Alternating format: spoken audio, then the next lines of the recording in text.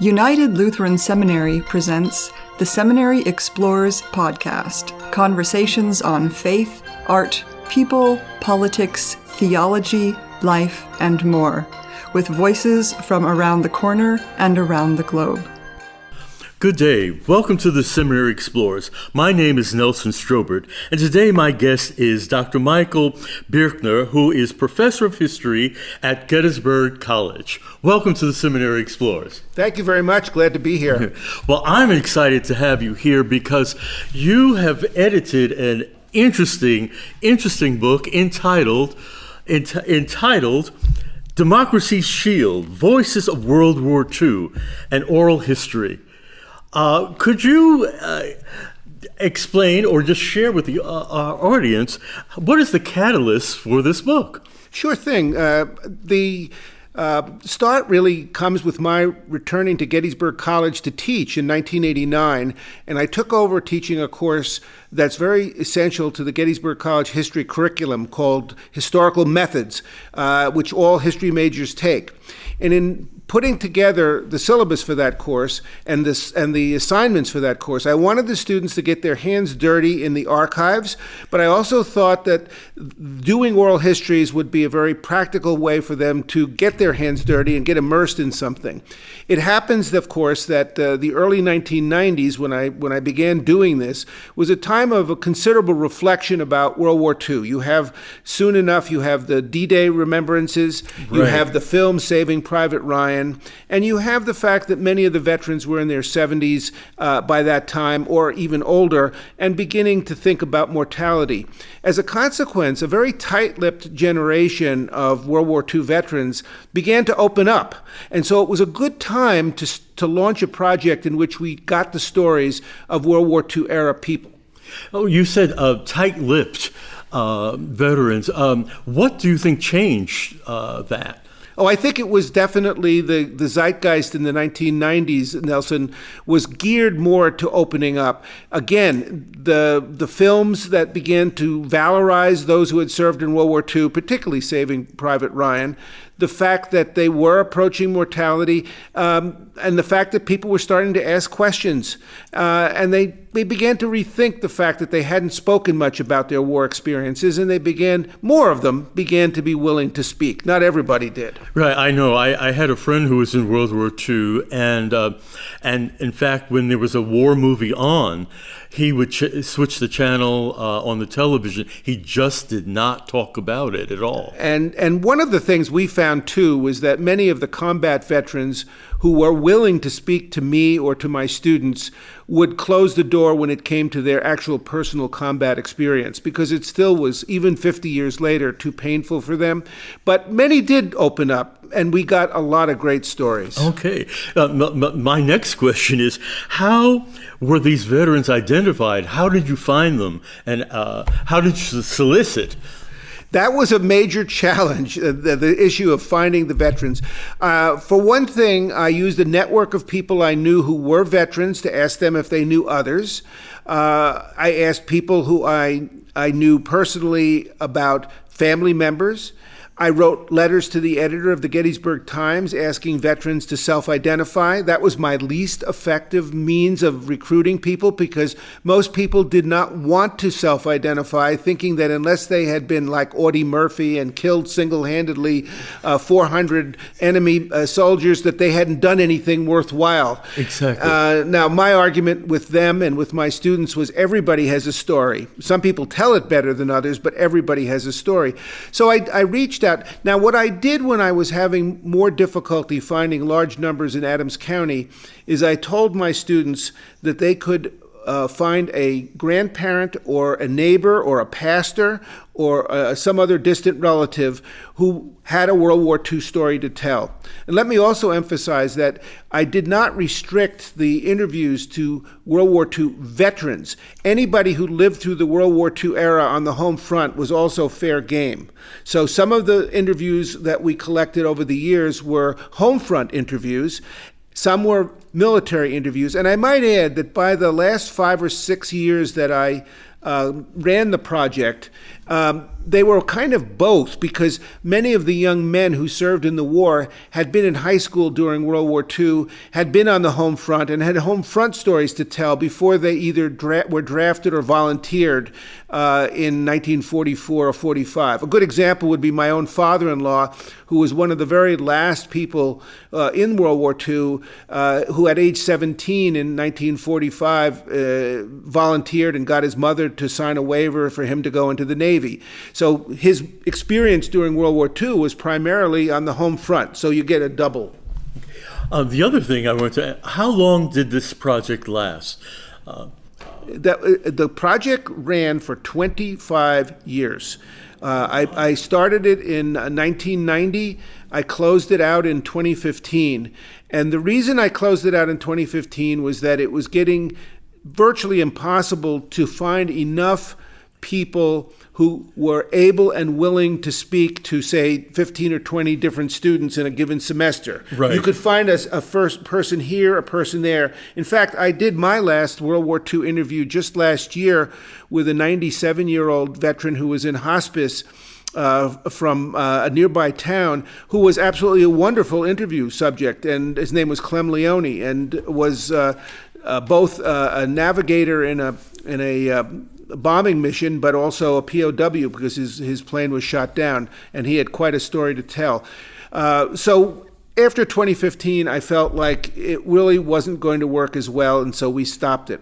Okay, and can you recall the approximate number of interviews that were done during that period? Yeah, I would say the best estimate is 700. And as I said, some of them are home front strictly, some of them are military strictly. Many of them have elements of both the home front and the military experience in them. And for this book, Democracy's Shield, obviously we were focused on the military experience. Right, exactly. Yeah, and you mentioned home front as well as those who were in combat. In terms of gender, were you able to interview any women who were involved during the war? Absolutely. I would say that it was a large percentage, but we interviewed a number of people who were WACs or WAVES during the war and who had their own stories to tell. One of the things that was striking to me in reading the transcripts of the interviews with the women was how restricted the women were. The military brass was not going to let women anywhere near combat. They weren't, as much as possible, going to let women do things that, quote, men did, like fly planes. Oh, right. One of my favorite stories was actually with the wife of a longtime Civil War historian at Gettysburg College, and she had been stationed in San Francisco and Washington, D.C. as a WAC, and she recalled riding in a taxi with a friend of hers who was also a WAC, and in the front seat was a United States senator, and they were he was talking with the taxi driver about women in the military, and he said no, and he was a Southern senator, and she does the drawl of him, "I won't do it here for you," in which he says it's over his dead body that any woman would be near combat, and that's the kind of thing that you get in an interview, some really personal stories. So we didn't get as many women as we'd like, but we did get some, and we got several war brides, which was also very interesting. Oh, indeed. Indeed. And then the other question I have, in terms of multiracial context, were there people of color who were involved in the interviews? This was the single biggest disappointment of the project. Fairly early on in my assigning the World War II interviews, I contacted Charles Glatfelter at the Adams County Historical Society, I said, I need to look for veterans of color from Adams County, if possible, because that's the closest place. And he contacted a local woman who, I won't mention her name, who said that she could supply these names. And indeed, she supplied a list of 22 names of African-American men in the Gettysburg area who had been in World War II, and she provided contact information. I called every one of those 22 names. I got not a single interview out of it, not because anybody turned me down, but because none of the addresses added up, none of the contact information added up, and we never got a single one of those. Okay. And it was a big letdown. Right, exactly. I can understand that. when you reflect on these stories, what do you think is the significance of these histories, these stories that these people told? That's a very interesting question. And I think the significance really varies, Nelson, dependent on who the listener is and what the listener is listening for. I think for me, listening to these stories, it certainly humanizes the war in all its dimensions, the triumph and the tragedy, the amusing moments and the sad ones, the loneliness and the excitement. I mean, it just runs a whole gamut. And I think one of the real values of the book as a whole is that it captures things as silly as the ritual that Navy men went through, where they would, when they crossed the equator, go through this ceremony where they would become officially, not pollywogs anymore, but true sailors, and they had to have stuff thrown at them, and they had to slide in a pond, in a pool on the ship. Okay. And then you had terrifying moments, like again from the sea, a man named William Railing, who taught for many years at Gettysburg College in the Department of Economics. He was in the Merchant Marine. And he describes a scene where he's in this merchant ship in the Atlantic, and a submarine sent a torpedo directly on target to his ship, and he would have been blown sky high. And what happened, they're just waiting for the hit. Right. And the torpedo went under the ship, and they were saved. And him describing the tension of watching that torpedo coming in and knowing there was nothing they could do about it. Or the experience of a local man named Donald Houck, who was an Lawrenceville man, who was a captain in the military, in the Army during the Battle of the Bulge. And he describes what he saw at the Battle of the Bulge when he was bunking with about 5 of his soldiers on the second floor of a small home, and the Germans took a beat on them with some kind of a mortar. He saw the mortar coming in at him, and the mortar hit him right in the leg. Right. And he describes the burning sensation he felt. He then tried to move elsewhere in the room, and he couldn't, and he thought he was injured. It turned out it had blown his leg off. And he came back here, and he lived a very long and I think fruitful life in Lawrenceville, and told a student a story a few years before his passing. So you had the misses, and you had the hits, and of course you also had the fun things. Oh, indeed. As you describe some of these stories and relate some of them, I was wondering, what were do you recall the student reactions to hearing these stories? So these are young men and women, who were not involved in the war effort or not involved in current war skirmishes. That is, to me, your question relates to one of the greatest satisfactions of the project, because almost invariably, the students, and I had them write reflections on they had to write several page reflections on the experience of doing these things, so I could see what the good and the bad was. And one of the common refrains was how much they were impacted by talking with someone. Some students even said, I've never talked for 90 minutes with my roommate. How can I talk for 90 minutes with a stranger? Right. But they did it, and they came away so impacted. I'll tell you one story that has stuck with me. A very good student from Michigan offered to interview her grandfather, her uncle, who was actually the chief park historian here in Gettysburg.